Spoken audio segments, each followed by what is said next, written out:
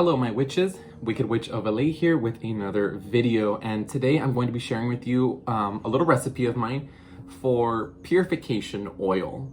Now I love working with oils. It's one of my favorite things to work with because it's so versatile, they're easy to make, it's so easy to just change recipes and you can mix and match wherever you want. So it's really such a great tool to use, and this purification oil is pretty versatile as well in the way that you can use it. So I like to use it a lot for cleansing, whether I'm cleansing an object or if I'm purifying my home. Definitely a way, the most popular way that I like to use it myself. So I actually have a big batch of it because I use it quite a lot right here. So this is my purification oil. This is the container I store it in. And just a little tidbit, I'm gonna actually hold this up to the light so I can see it, yeah. So when you're using oils for your magic, you always make sure you wanna store them properly so they don't spoil. Oils are very prone to building up bacteria very quickly if they're left in sunlight for too long.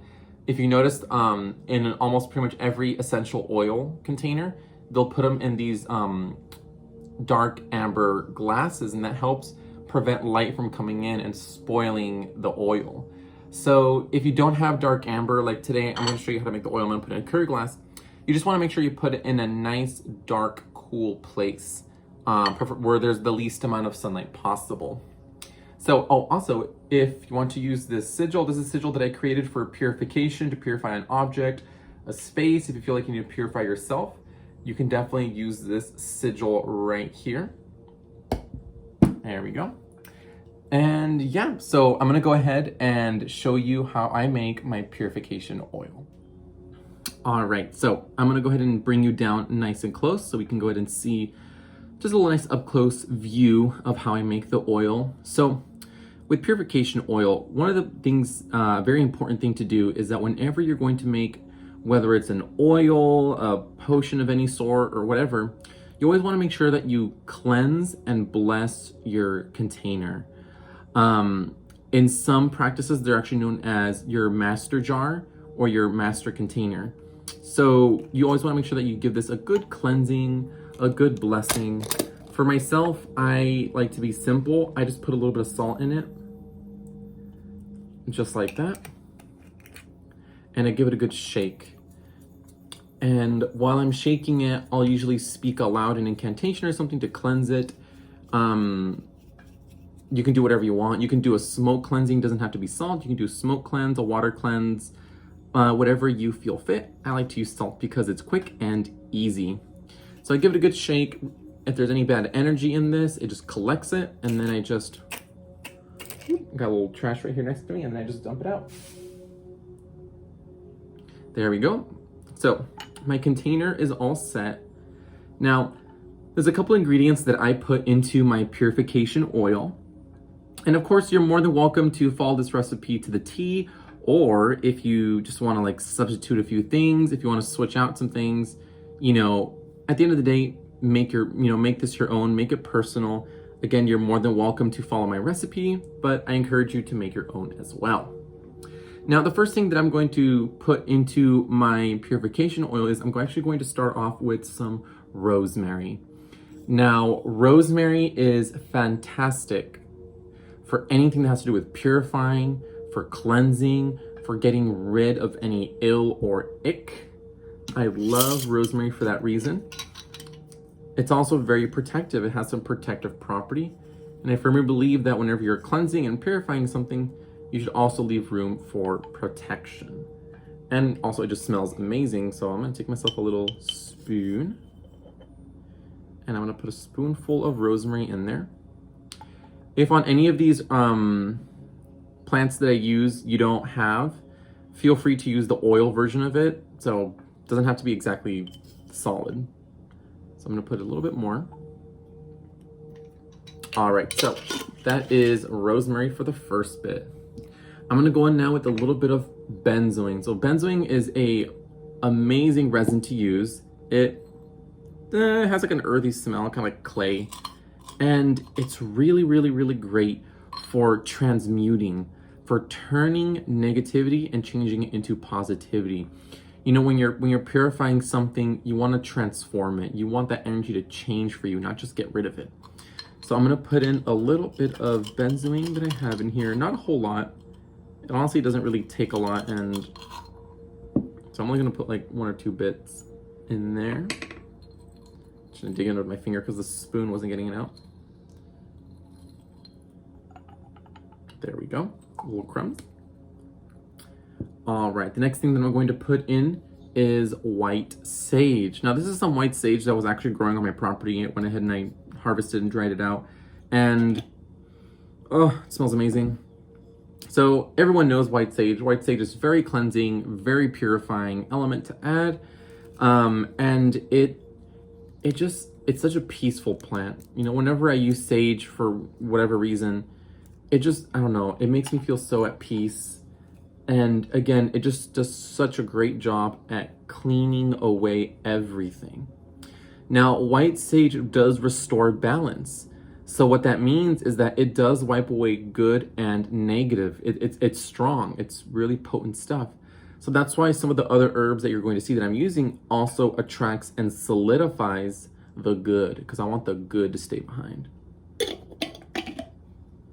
All right, so next I'm going to go in with some Gopal.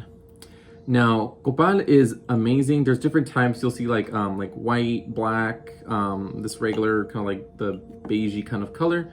Gopal is really great for purification. It's good for removing obstacles. It's really good for removing any spiritual hindrances that you have. Gopal also represents blood. It's a representation of blood. So, and why that is significant is because it's personal. So whenever I'm purifying something, whether it's my home or something that I got recently, I want to make it personal. I want that purification to also solidify that it's something that is mine, that belongs to me or is tied to me. So I'm going to put in a few little bits of copal. There we go. All right, and then I'm also going to go in with some lavender. I am a lavender addict. Any excuse I have to use lavender, I will use it. Oh, it smells too good. So I'm gonna put in some dried lavender. Lavender is also good, again, for purification. Everything I'm using here has to do with purification, but what lavender does really well is that it protects your spirit. It protects your mental health. See, when you're purifying and you're cleansing, again, like I said before, you want to make sure that you leave room for protection. And lavender just does that. It's healing, it's cleansing, and it also provides some much needed protection for your spirit. And it smells good. All right, so lastly, I'm going to go in with some frankincense. Now, frankincense is some really powerful stuff. Really strong to use frankincense. It's amazing at consecrating and purifying. Oh, give me 1 second. There we go. My phone decided to be weird. But yeah, like I said, it's very cleansing, it's very purifying, and it consecrates. When you purify an object, let's say like your home, it's important that you kind of like consecrate it. You, again, like with lavender, you make it yours. Make it personal, just like with copal. So I'm gonna put in a little bit of frankincense right in there to really bring in that cleansing. It's really good also for dispelling bad spirits. If any bad spirits are lingering around, you can definitely use some frankincense to chase them out. It's also very attractive to your deities. It's a very common resin to offer to spirits and to deities to protect you. So while you're using this oil, it has the frankincense. You can definitely, as you're putting it in, send out a prayer to your gods, your goddesses, ancestors, or just the universe in general, to call upon their divine intervention to help you purify whatever it is that you're making. So those are all the ingredients that I'm using in my purification oil. So I'm gonna go ahead and do next is I'm gonna put in my oil. Now you can use really any type of oil. The one that I have in this big batch is actually grapeseed oil. I am out of grapeseed, so I'm actually just gonna go ahead and use some olive oil, which I love all the same. Olive oil is amazing. It's cheap to come by. It's easy. You can even find it at dollar stores now. So I'm gonna just go ahead and open that. And we're gonna go ahead and hope I don't make a mess. go. And one of my favorite things to do is to pour it in slowly.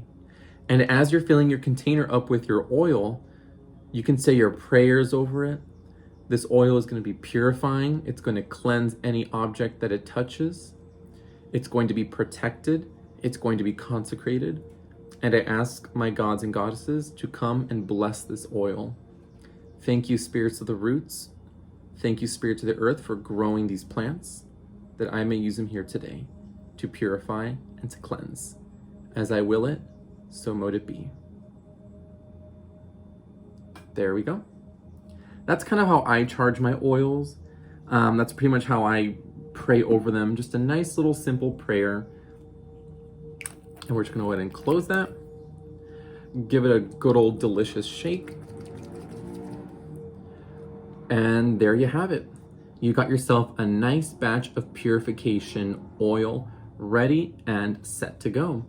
So a couple ways that you can use this purification oil is, if I buy a new object, let's say that I just bought myself a candle. Okay, so let's pretend that I just bought this for the first time and I want to give it a good cleansing. Literally, I'll just take a few drops of the oil, like literally 2 or 3 drops, and I'll just kind of like, warm it up in my hands, and then I'll just kind of like rub it all over the object. You can pretty much use this for anything. If I don't know, let's pretend this is something I bought and I want to cleanse it, I'll probably just take a drop of oil between my fingers and I'll just kind of like brush it over. Don't coat whatever you're cleansing, like completely coat it in oil. Save your product, don't waste it. Use it sparingly, just a few drops, and just lightly coat it. One thing that I love to do when I'm cleansing my home is I'll take myself a white taper candle like this. You can use any type of candle you want, but I prefer to use these when I'm doing a home cleansing.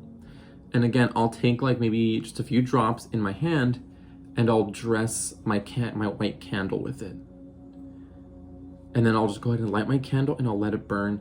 And that is a home cleanser. So if you're somewhere where you can't really burn sage and can have too much smoke, or you don't like the smell of sage or things like that, and you want to find a way to cleanse with the candle, make yourself some purification oil and then dress a white candle with it. It's going to cleanse your home. All right, my beautiful witches, thank you so much for joining me today. I really hope that recipe helps you out. Go ahead, try it out, make it your own. Let me know how that goes. If you don't already follow me on Instagram, make sure to follow me at Wicked Witch of LA. I'll go ahead and leave that information somewhere. And if you're not already subscribed to my channel, go ahead and hit that subscribe button, hit that bell so you're notified every time I come out with a new video, which is about twice a week now. And go ahead and just leave a like, a comment down below. Let me know what you thought. And yeah, that is pretty much it for today. Beautiful purification oil. All right, my witches, please be safe out there. Take care. And as always, blessed be.